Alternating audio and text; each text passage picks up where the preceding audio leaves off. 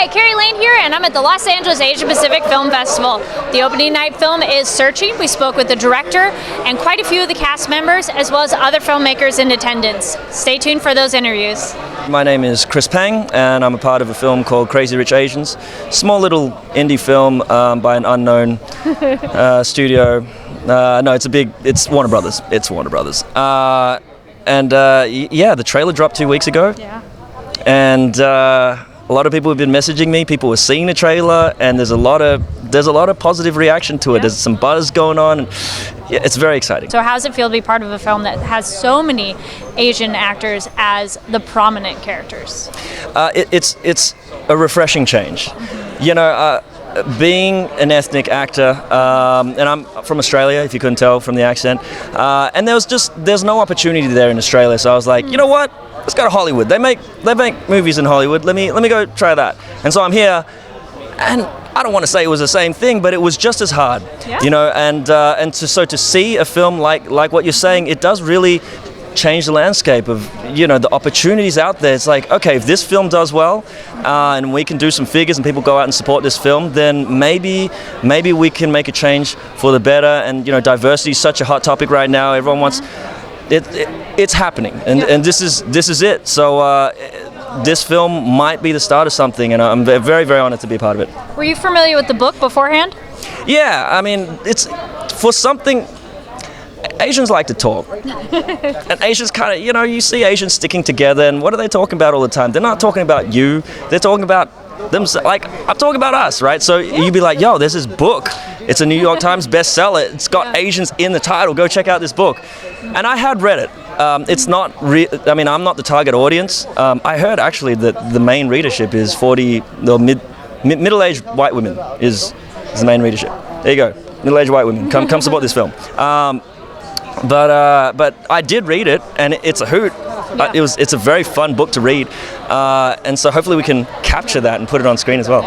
Also, how does it feel to be part of a film where Asian Americans and Australian Asians are There's featured? A few of us. Yeah. There's a few Aussies. Are featured as sexy characters as well, because often, I don't know how your own experience of trying to get those roles, it doesn't happen that much. So, I mean, just looking at you, I know you're an attractive guy. So how does it feel to be featured that way? Because, you know, watching the trailer, they have a shirtless Asian dude. That doesn't happen that much.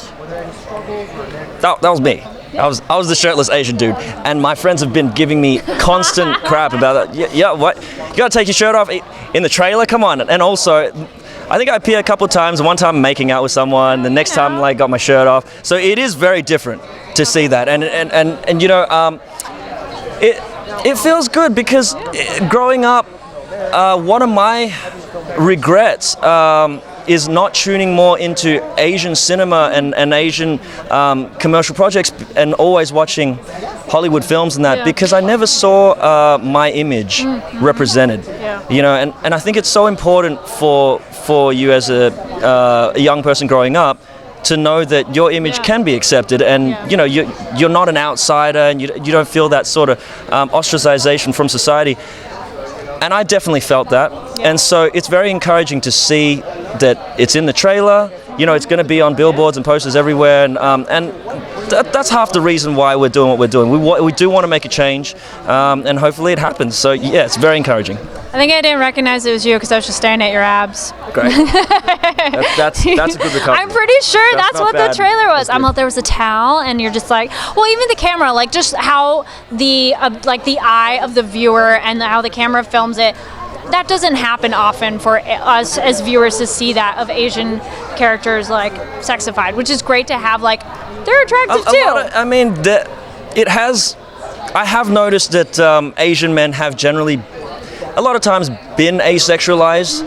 You see them a lot as gay characters, or that just they never have a love interest. They never really get the girl. I know for a fact that in Romeo Must Die, which is the Jet Li film, where it was an interracial relationship with Aaliyah,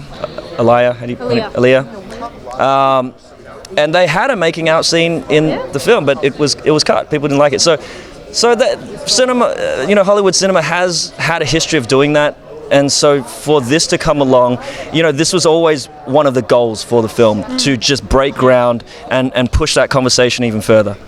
When the film was in development, and when Kevin, the writer and the godfather of this entire thing, thank you, Kevin, I burn ashes to you every night. And so he was going around shopping this around, and there were studio execs that were like, we love this.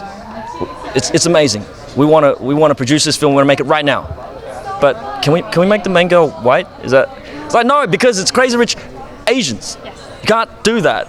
So he was very, integrity was important to him, and this is a fight that he's been fighting, and all of us have. So he fought it all the way to the top, and we got it made. So Great.